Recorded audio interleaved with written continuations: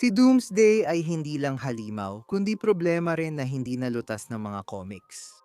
Hindi mo siya natatalo, nilalampasan mo lang siya hanggang sa bumalik siyang mas malakas. Ito ang nilalang na pumatay kay Superman, nag-adapt sa mga Diyos, sumuntok palabas ng mga dimensyon, at nag-evolve lampas pa sa kamatayan mismo. Sa bawat pagkakataon na pababagsakin mo siya, natututo siya. Sa bawat subok mo ulit, mas nagiging malala siya. Ngayon ilalagay natin si Doomsday sa Marvel Gauntlet. Hero kada hero, para makita kung saan siya titigil. Malalampasan ba niya lahat o may makakapigil sa kanya? Pero sino-sinong mga karakter ang talagang may kakayahan para tuldukan ang laban ng tuluyan? Dahil sa huli, kahit si Doomsday ay kailangang tumama sa pader, kaya simulan na natin. Si Doomsday ang huling anyo ng ebolusyon. May mga halimaw sa katang-isip, at pagkatapos ay naroon si Doomsday. Hindi siya nilalang na isinilang ng kalikasan o inalagaan ng habag. Siya ang resulta kapag tiningnan ng agham ang ebolusyon at sinabi, bilisan natin, pagkaligtas. Bago naging makinang na mundo ang Krypton na magiging tahanan ni Superman, isa muna itong mabagsik na mundo ng kamatayan. Mga bagyong gawa sa salamin, mga mandaragit na kasinlaki ng mga gusali, at isang atmosfera na pumapatay halos sa lahat ng humihinga. Sa kaguluhang iyon, nabuhay sila. Si Bertron ay isang Kryptonian na siyentipiko na nahumaling sa paglikha ng perpektong anyo ng buhay. Ang proseso niya ay puro kabaliwan. Kinuha niya ang isang sanggol na prototipo, itinapon ito sa ilang ng Krypton at pinanood itong mamatay. Pinagpira-piraso, dinurog, sinunog, sinakal. Pagkatapos, kinopya niya ang natira. Inulit niya ang siklong ito ng libu-libong beses. Bawat pagkamatay ay muling nagsulat ng DNA ng nilalang. Bawat kabiguan ay nagpadagdag sa hirap nitong patayin. Hanggang sa wakas, ang nilikha ni Bergshran ay hindi na namatay. Siya ang pinatay nito. Yun ang araw na nakilala ng Detective Comics Universe si Doomsday. Ang buhay na bunga ng kalupitan. Hindi siya isang nilalang ng emosyon o moralidad. Siya ay purong likas na ugali ng pag-survive. Ginawang laman, isang biolohikal na apocalypse. Mula nang makatakas siya sa Krypton, ang kapangyarihan ni Doomsday ay naging isang cosmic na konstante. Kung sino mang pumatay sa kanya minsan, hindi na siya muling mapapatay. Pinunit ng mga halimaw, tumutubo sa kanya ang armor plate na mas matibay sa diamante. Sinunog ng buhay, nagiging fireproof siya. Naiwan sa vacuum, nag-e-evolve siya para mabuhay kahit walang hangin. Hindi lang niya tinitiis ang kamatayan, ginagawa pa niyang sandata ito kahit sa pinakamahina niyang Doomsday. Tumayo siya sa tabi ni Superman at malaking bagay na yon. Naipigil ni Superman ang pinagsamang lakas ng Green Lantern Corps. Natalo ang mga puwersang kayang sumira ng timeline at nakipagbuno sa mga Diyos. Kaya ang makipagsabayan kay Doomsday ay nangangahulugan na multiversal na ang antas niya. Nakipaglaban siya kay Wonder Woman ng patas, si Wonder Woman na rin ang sumira sa scepter ni Kronos. Isang artipaktong pinuno ng Godwave na siyang nagpapanatili sa multiverse mismo. Sa kosmolohiya ng Detective Comics, sina Superman at Wonder Woman ang pamantayan ng lakas. Kayang tapatan ni Doomsday at minsan ay nalalampasan pa niya pareho. Pero hindi dito nagtatapos ang kwento niya dahil nagawa ni Doomsday ang imposibleng bagay. Tinalo niya si Darkseid, hindi isang avatar, hindi isang anino, kundi ang totoong Darkseid, ang conceptual na sagisag ng paniniil na umiiral lampas sa oras at espasyo. Sa larangan ng mga Diyos, ang tunay na anyo ni Darkseid ay lampas sa mga universo. Isa siyang platonikong ideya na nagkaroon ng anyo at nabasag siya ni Doomsday. Yan ang outer-versal na kapangyarihan.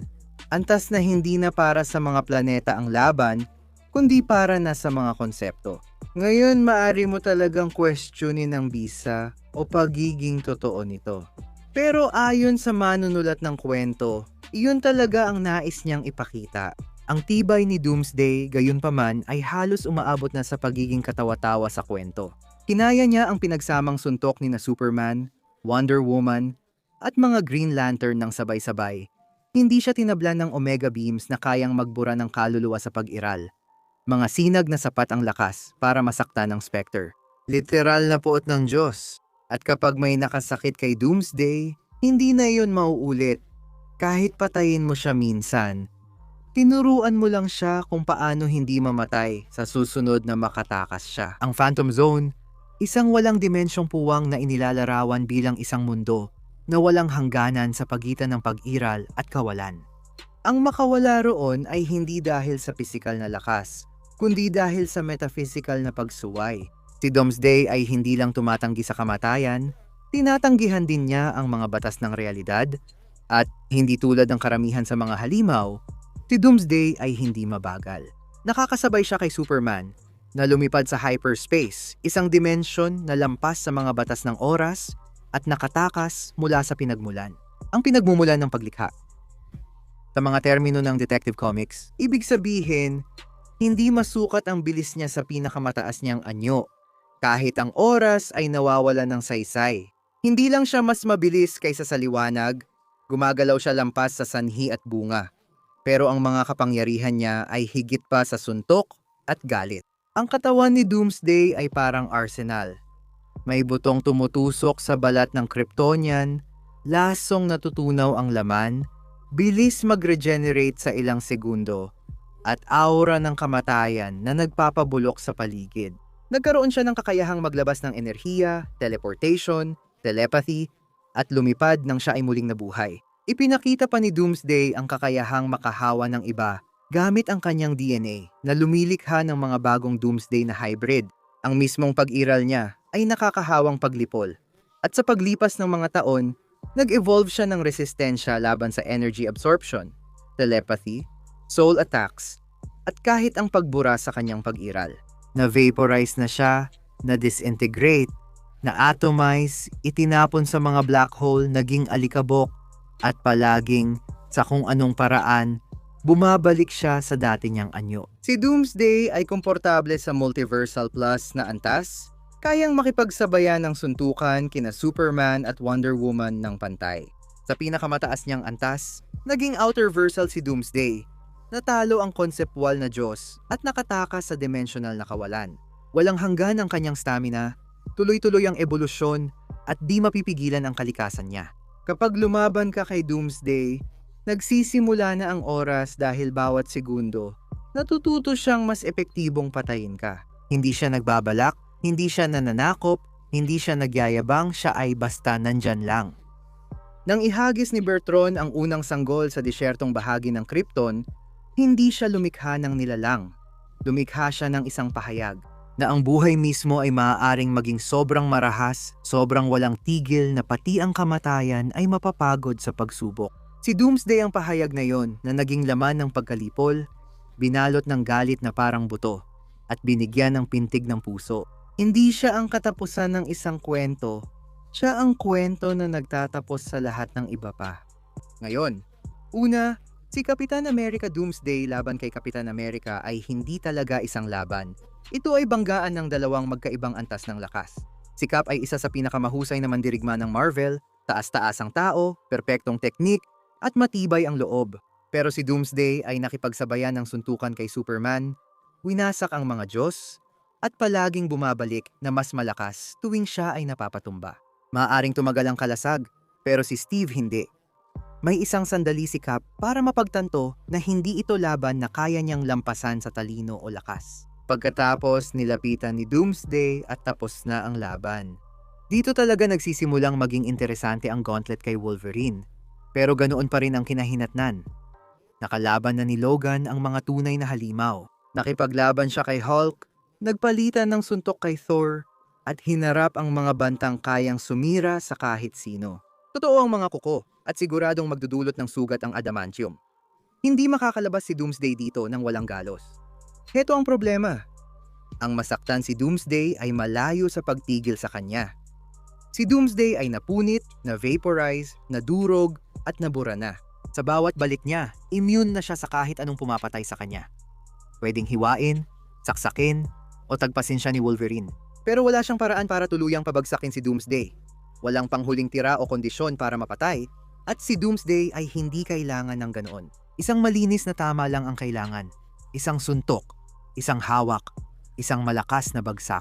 Si Logan ay palipad-lipad sa buong labanan, sa buong lungsod, baka pati sa buong estado, o baka diretso pa sa orbit.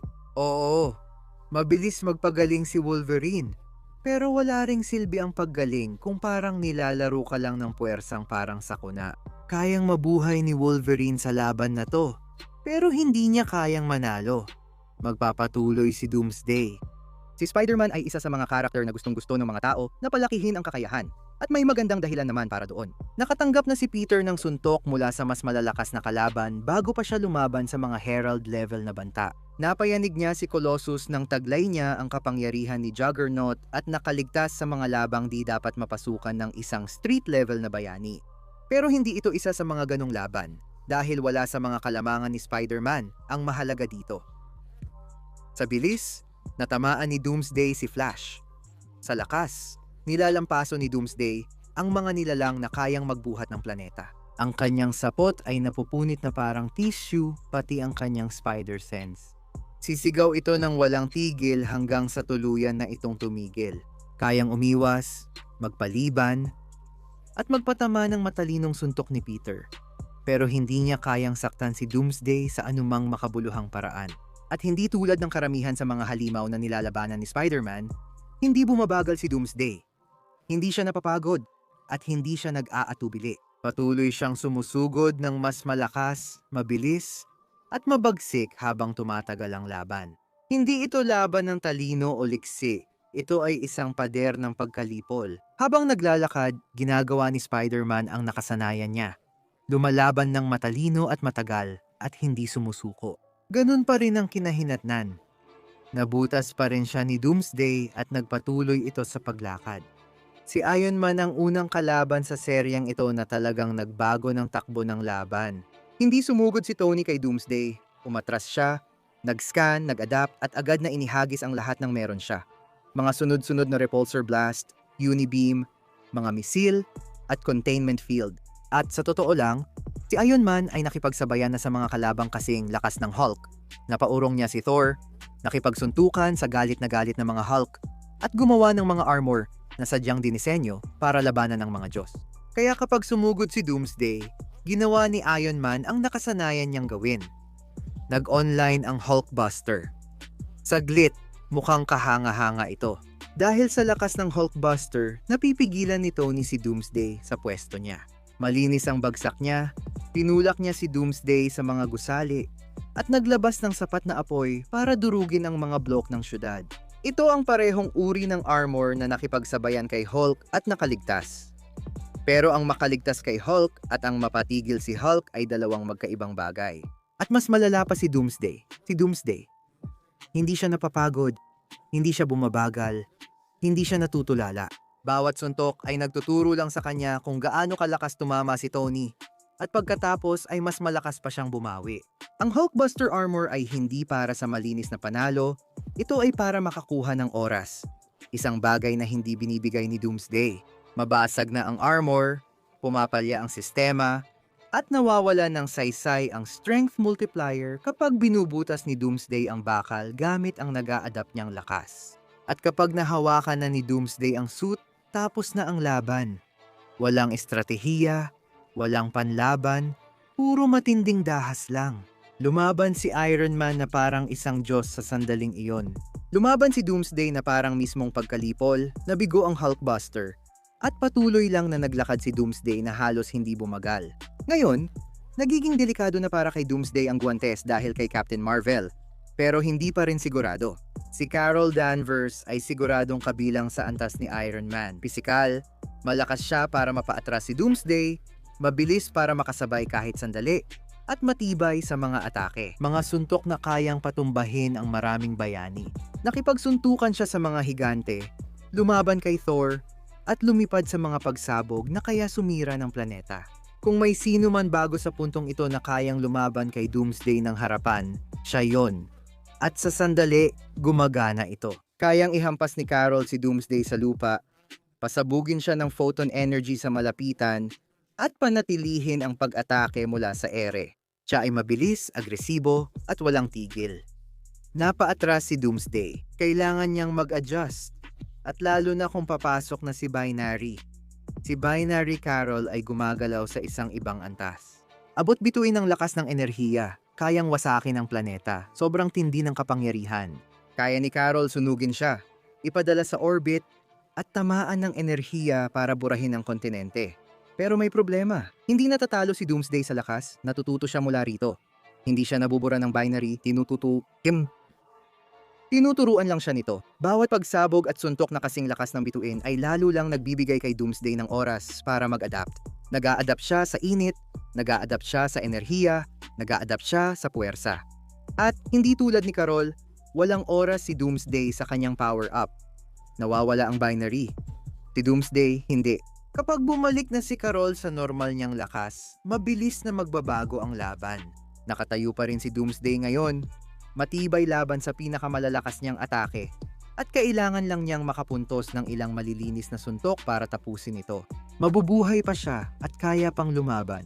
Pero hindi niya kayang tapusin si Doomsday. Sapat ang lakas ni Carol Danvers para pahirapan, pabagalin, at takutin si Doomsday. Ngunit hindi ito sapat para pigilan kung ano talaga si Doomsday. Panalo si Doomsday ngayon, Gladiator. Ito ang unang laban sa Gauntlet kung saan hindi lang basta nanalo si Doomsday, kailangan niya talagang paghirapan ito. Dahil si Gladiator ay isang halimaw din sa sarili niyang paraan, sa kanyang pinakamagaling, talagang kabilang siya sa antas ni Superman. Ito ang taong sumira ng mga planeta gamit ang kamao, lumipad sa gitna ng bituin, pinalakas ang nilalang na kasing lakas ni Hulk, pinadugo si Federer, dinurog si Wonder Man, at tinalo si Vulcan. Sa ilang suntok lang, naihagis niya si Hulk papunta sa kalawakan sa loob ng ilang segundo at nakipaglaban sa bilis na parang napakabagal ng mga ataking kasing bilis ng liwanag. Sa papel, si Gladiator ay may lahat ng gusto mong katangian para talunin si Doomsday. Lakas, bilis, tibay, kakayahang lumipad, heat vision, at purong cosmic na lakas. At sa simula, mukhang gumagana nga ito.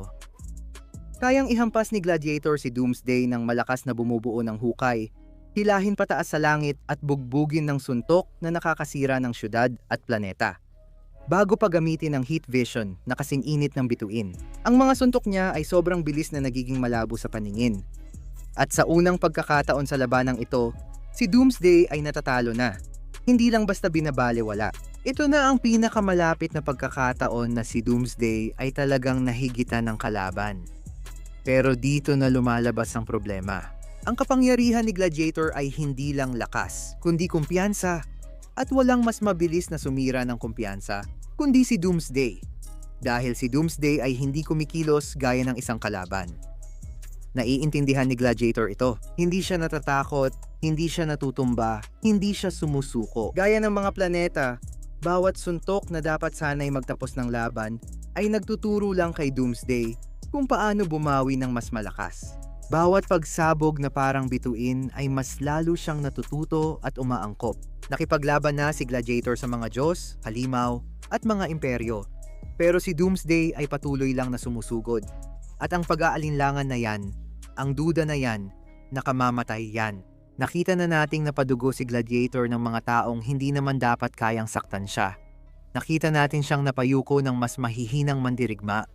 Tinamaan ng mga ordinaryong tao at napabagsak. Kapag nabasag ang kumpiyansa niya, bumababa ang lakas niya sa sandaling magsimula siyang magduda sa sarili niya. Si Doomsday ang pinakamalupit na kalaban sa ganitong kapangyarihan dahil nakabatay ito sa paniniwalang ikaw ang panalo.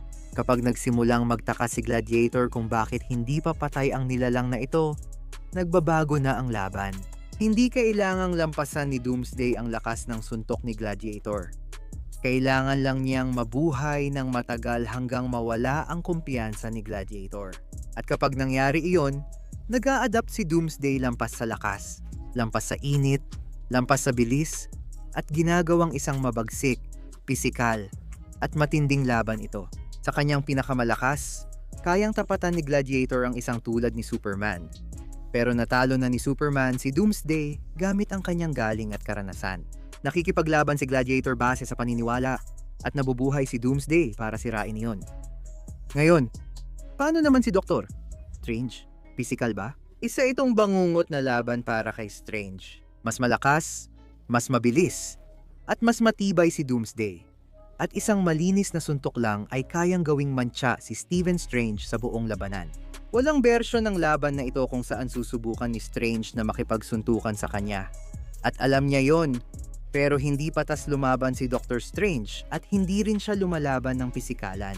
Ito ang unang kalaban na hinaharap ni Doomsday na hindi kailangang saktan siya para manalo. Nakipaglaban at nakapigil na si Strange. Mga cosmic na nilalang, mga multiversal na banta na naselyuhan, mga nilalang na trap sa time loops, mirror dimensions, pocket realities, at tuluyang inalis ang mga kalaban sa pag-iral nang hindi man lang sumusuntok. Binago niya ang realidad, pinatigil ang oras, pinalayas ang mga Diyos, at binago ang mga larangan ng labanan. Kaya wala nang halaga ang pisikal na lakas. Kayang mag-adapt ni Doomsday sa pinsala, pero hindi siya kayang mag-adapt kapag siya ay naselyuhan, pinalayas, nalock sa oras, o tuluyang inalis sa realidad. At hindi tulad ni na Hulk o Thor, hindi kailangang tumayo ni Strange at subukan ang tibay ni Doomsday.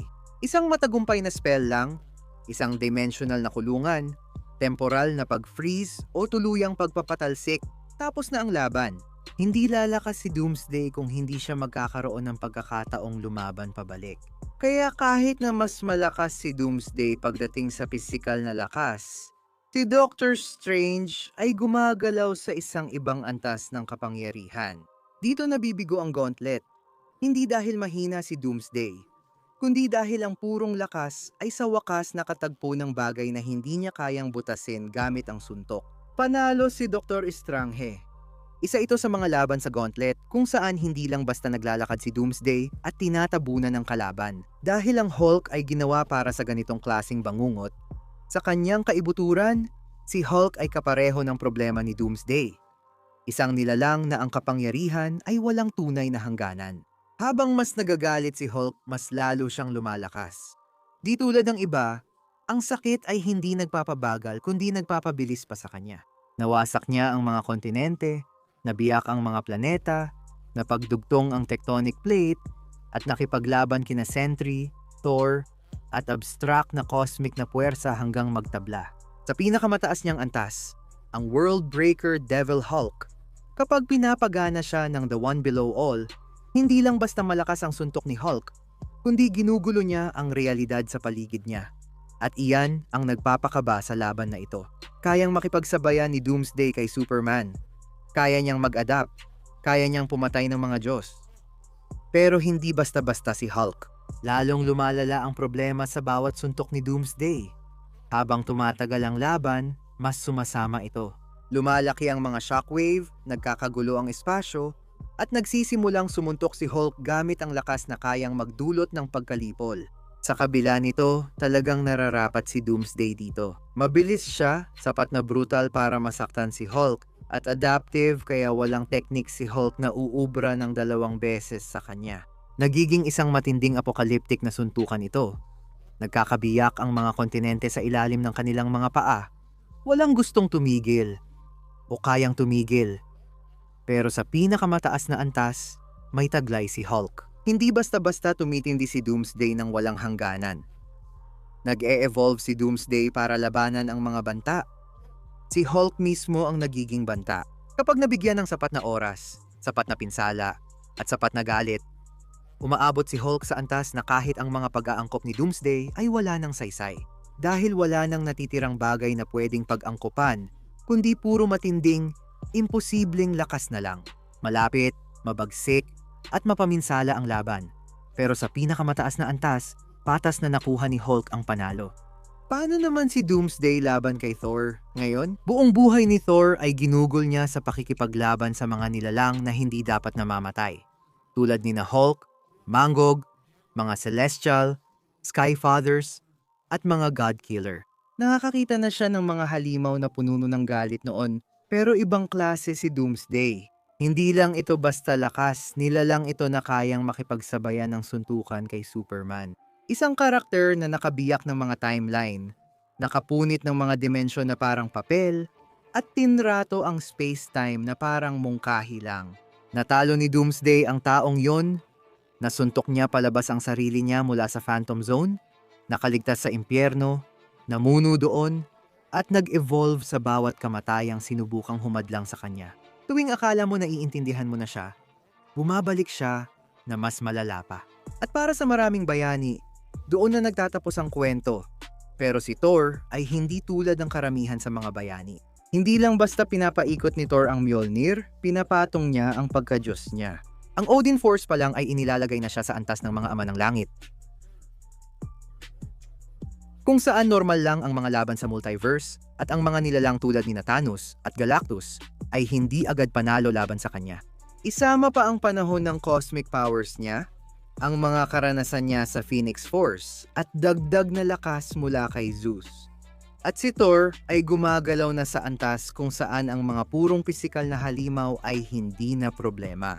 Si Doomsday ay umaangkop sa pinsala, pero si Thor ay hindi lang basta nananakit, binubura niya, nilalampasan, at nilalakas ang lubos gamit ang cosmic na enerhiya, makalangit na mahika, kapangyarihang nagpapabago ng realidad, at lakas na nakipaglaban na sa mga nilalang na nagbabanta sa buong pag-iral. Hindi kailangan ni Thor na alamin ang kahinaan ni Doomsday. Kaya niyang tumama ng mas malakas kaysa sa kayang paghandaan ni Doomsday. Di tulad ng iba pang kalaban, laging may paraan si Thor. Kung hindi gumana ang lakas, ito ay simpleng isang Diyos na nagpapabagsak ng isang halimaw. Pagkatapos ng laban ni Doomsday at Sentry, dito natapos ang pagsubok dahil si Sentry ay hindi lang basta malakas na nilalang. Isa siyang naglalakad na kontradiksyon. Isang bayani na may lakas ng 1,000,000 sumasabog na araw na may kasamang madilim na guya. Wala siyang pakialam sa mga limitasyon, patakaran, o kahit sa sariling kaligtasan. Sa pisikal na aspeto, kapantay na ni Sentry si Doomsday. Napunit na niya ang mga Diyos. Nagpalitan siya ng suntok kay Worldbreaker Hulk, pinunit niya si Ares sa dalawa. At basta-basta niyang tinalo ang mga nilalang na hirap pabagalin ng ibang pinakamalalakas.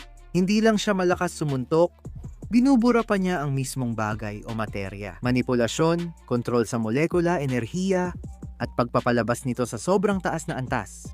Hindi lang ito basta lakas, kundi dominasyon sa bawat aspeto ng laban. Kayang buwagin ni Sentry si Doomsday sa antas ng molekula, burahin siya piraso-piraso, ikalat siya sa kalawakan, o hayaang sakupin siya ng Void. Isang bersyon ni Sentry na malupit, walang awa, at walang interes na hayaang umunlad ang isang banta. Ang Void ay nakapigil ng mga Diyos, nagdulot ng takot sa mga cosmic na nilalang, at hindi tinablan ng mga ataking kayang pumatay ng halos kahit sino. Hindi ito tumitigil, hindi napapagod, walang pakialam. Kung bumangon ulit si Doomsday, muli lang niya itong lalapain, mas malala pa kaysa dati. Kaya bang saktan ni Doomsday si Sentry? Oo. Mapapatay niya ba? Isang beses lang. Maaaring oo. Pero nakabalik na si Sentry mula sa pagkawasak. Binuo ang sarili mula sa wala at lumaban kahit halos patay na siya. At hindi tulad ni Doomsday, hindi kailangan ni Sentry ng oras para mag-adapt. Nagsisimula na siyang lumaban na talagang wasak na. Panalo si Sentry at malinaw ang resulta. Pero ano sa tingin nyo? Magkomento kayo sa ibaba. Alam kong may mga opinyon at nararamdaman kayo tungkol dito. Siguro na natili ka hanggang dulo at natapos mo ang video, ang galing mo. Maraming salamat sa panonood at sa pagsuporta sa amin. At kung gusto mong mag-subscribe, sige, mag-subscribe ka na. Makakakita pa tayo ng mas maraming videos na katulad nito bawat linggo. Kita-kits tayo hanggang sa susunod na pagkikita natin.